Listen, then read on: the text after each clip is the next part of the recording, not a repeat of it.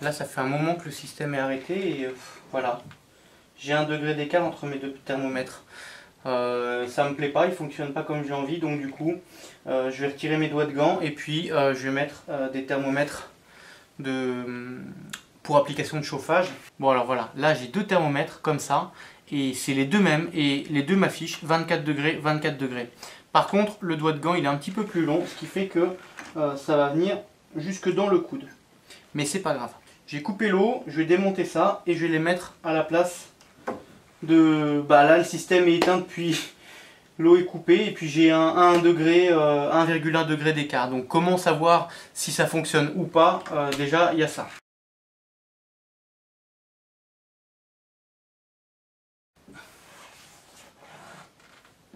Là.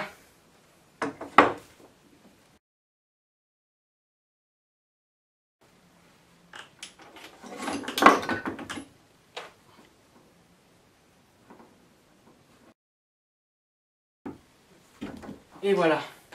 Voilà, donc là je viens de faire un petit changement, c'est-à-dire que j'ai mis des thermomètres à mercure pour l'entrée d'eau froide ici et la sortie d'eau préchauffée ici.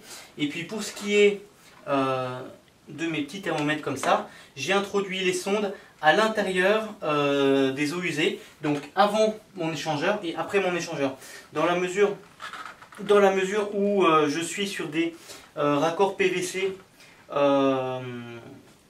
avec une membrane, ça me permet de passer entre le mâle et le femelle mon fil. Voilà, je vais remettre l'eau et puis je refais un essai tout de suite.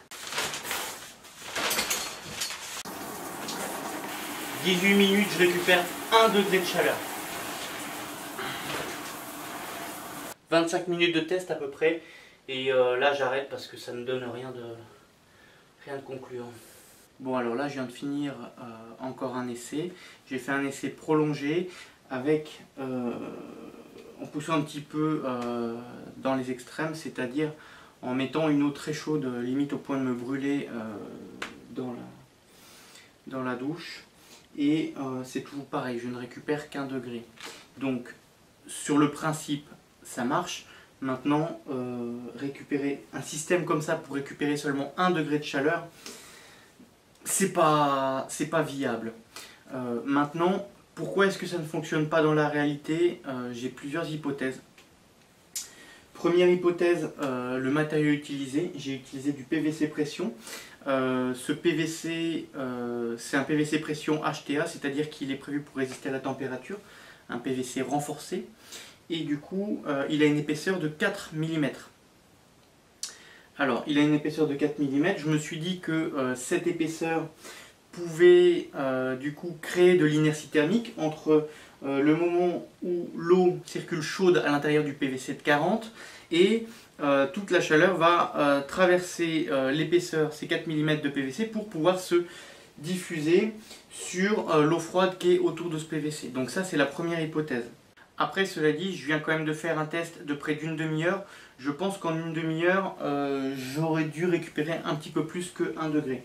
Ensuite, deuxième hypothèse, toujours par rapport à cette épaisseur de tube. Un débit, il passe dans une section de tube et en fonction de cette section, plus la section est petite, plus la vitesse est importante. Et puis inversement, plus la section est grande et puis plus la vitesse de passage de l'eau sera faible. Moi, ce qui se passe là, c'est que j'ai mis un PVC de diamètre 40 dans un PVC de diamètre 50. 4 mm d'épaisseur sur mon diamètre 50, c'est-à-dire que il fait 50 de diamètre extérieur et 42 de diamètre intérieur. C'est-à-dire qu'entre mes deux PVC, j'ai seulement 1 mm tout autour pour le passage de l'eau. C'est une section qui est quand même relativement faible et du coup, je me dis que la vitesse de passage de l'eau dans le système est importante. L'eau passe très vite et donc du coup, vu qu'elle passe vite, elle n'a pas le temps de se réchauffer. Ça, c'est l'autre hypothèse. Et puis ensuite, la troisième hypothèse, c'est les propriétés de conduction thermique du PVC en lui-même. C'est un plastique, donc c'est pas forcément très conducteur non plus. Et du coup, l'idée, ça serait de changer pour un matériau qui soit plus conducteur, tel que le métal. Après, avoir branché tous ces thermomètres, avoir fait tous ces tests, ça me permet de me rendre compte d'une chose, c'est que le potentiel de récupération de chaleur est quand même énorme. C'est-à-dire qu'en ayant 41 degrés au pommeau de douche, on se retrouve avec des températures au siphon qui sont, je pensais que ça serait beaucoup moins, je pensais qu'on aurait aux alentours de 25-30 degrés, mais non, pas du tout. On a au siphon 36-37 degrés. C'est-à-dire que on a seulement 5 degrés de perte entre le pommeau et puis le siphon, donc 5 degrés qui se dissipent dans l'air ambiante de la pièce. Et donc du coup on se retrouve avec une température de canalisation, enfin une température d'évacuation, d'eau évacuée à 36-37 degrés. Et puis je viens autour donc, de cette eau évacuée faire circuler de l'eau qui est à 9-10 degrés. Bon, alors je ne vais pas faire un échangeur de 10 mètres de long, mais imaginons un échangeur infiniment long et extrêmement bien conducteur. Et je pourrais passer mon eau froide de 10 degrés à 36 degrés.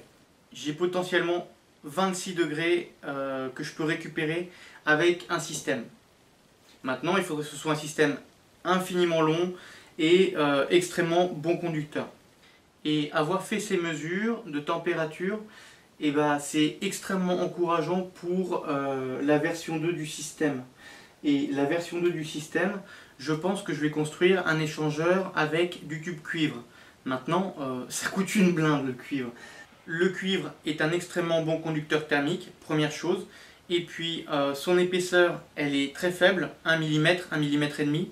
Et donc c'est-à-dire que entre mon diamètre 42 et mon diamètre 50, j'aurai une section de passage de l'eau qui sera beaucoup plus importante et donc du coup un débit, le débit sera constant, mais donc du coup une vitesse de passage de l'eau dans l'échangeur beaucoup plus faible. Et puis sinon je suis quand même assez déçu de mes systèmes de thermomètres comme ça. Je pensais que j'aurais des choses un petit peu plus précises. J'ai remplacé du coup ces thermomètres électroniques qui avaient des petits défauts par des thermomètres à mercure.